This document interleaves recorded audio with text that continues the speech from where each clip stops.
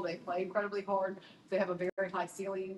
They have been leaders, but they've also been leaders just by being in the gym. I mean, Sarah gets in the gym almost every day, and so she wants it. She's hungry. Obviously, the pace you want to play requires another level of conditioning. Just what was that first week like with them, getting them used to the conditioning level that you were going to attack this summer? Yeah, it was tough, and it's continued to be tough. And the thing about playing for me is like once you meet the standard, we raise the standard. And so they are still working on that, and we condition and we run a lot. They know that, but we've had a lot of great alumni come in and tell them it's worth it. And so I think that helps.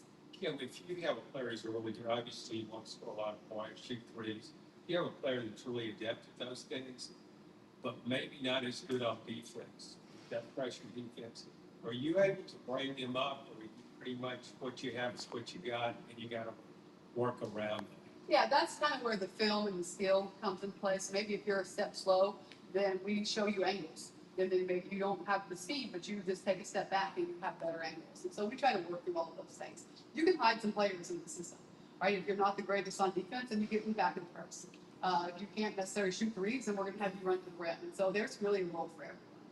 You mentioned you had some foreign players, and I know you had Michelle Marciniak, Glenn Jackson, and recently. Just what's it been like forming those alum relations for you and getting to have them in the gym? I think it's incredibly important because the alum is the reason, and Pat's on it, and everything of the legacy is the reason we have what we have today. And it's the reason the program means what it means. And it's the reason a lot of people in the gym right now chose to be here. And so having them come and watch practice and getting to know them in a real, authentic way is huge for us. What do you think having alum stop by practice does for the growth of the players? Do they play harder when the alum are there? Do they get advice, things like that? Yeah, they definitely get advice. They ask really good questions. They ask what it takes. The alums have a very great perspective because they sat there, right? And when you're coaching 18 to 22-year-olds, they don't have any perspective outside of this, and everyone that comes back does. And so we, as coaches, can only say so much, but when people have actually been where they have been, come back and say it, it's really makes our job a lot easier. What players that were here last year do you feel like are kind of made for this system? Yeah, I think Sarah Puckett is going to be great at this. I think she's going to thrive. Talisha Cooper is really good. I know she didn't play. I know Benai Boyd didn't play, but she's going to be really good for this. Tess Darby is going to be really good at this because she can fire them away. And so Joel Spear is going to be really good at this because she can shoot and she can drive.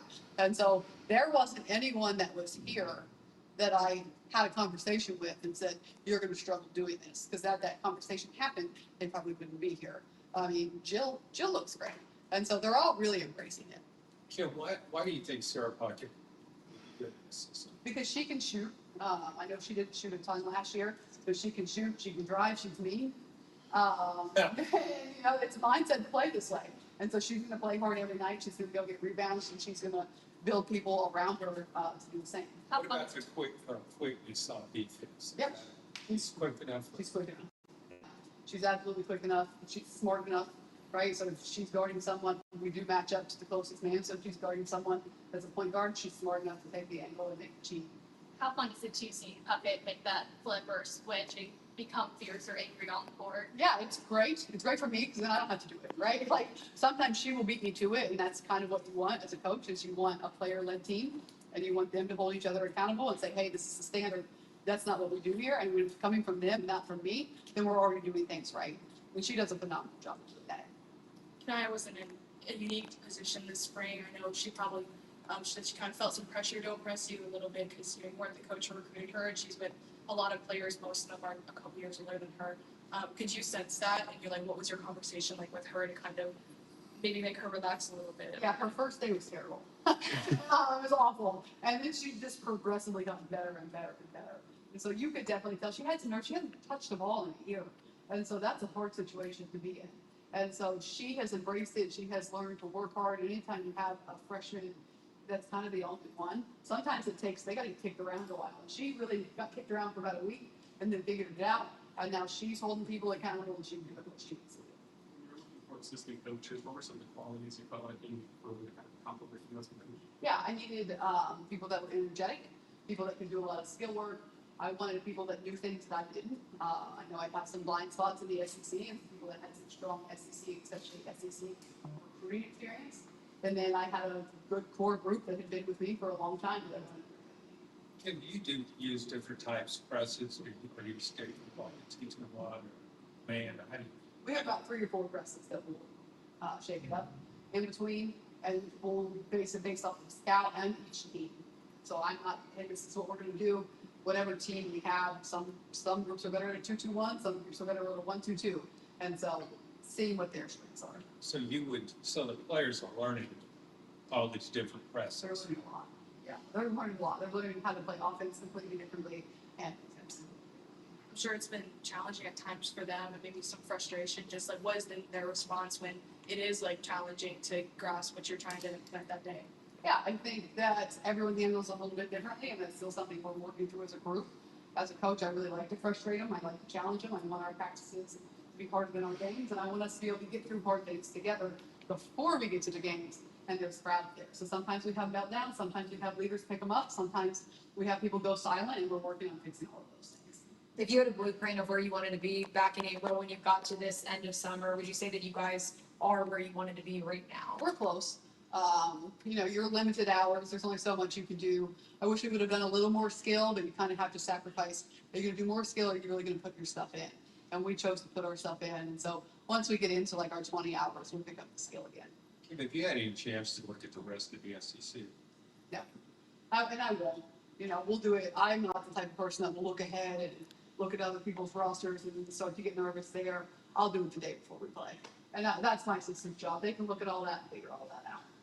What excites you about this non-conference schedule this year? I think it's a nice mix of challenging, but it also takes us a really long time to learn how to play this way.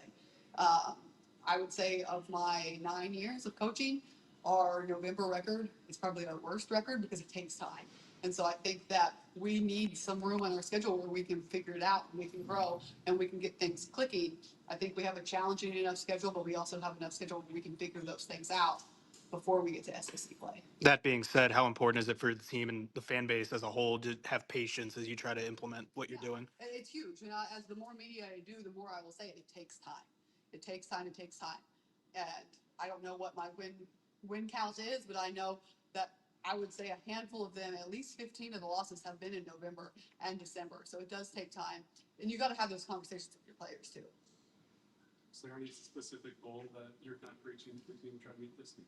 We have a whole list of goals that they have kind of come up with. And I'll keep those internally, but they're right on the mark of what they should be. Kevin, you enjoyed being on Tennessee so far. It's great. It's great. It's a pinch me moment every single day, but every time you get in the gym, I'm comfortable in the gym, right? This is not really my wheelhouse, but every time I'm in the gym and I get to be coaching basketball, like they make it great. And I think I hit the lottery with this team just because they're great people. Thank you, Coach. Thank you. Thank you. You find a nail place. Look. Good seeing you. Thank you guys. Did you try that here, please? Like you did it? Did you like her? She talks the whole time. She's great. Good night. You have to talk. Yeah, and she's great. I know all about the one. Oh, yeah. I was like, wow. She really several relationships. Oh, yeah. It's okay. It's like I was actually right there. So I would definitely go back. Awesome. I'm glad you liked it. Your practice.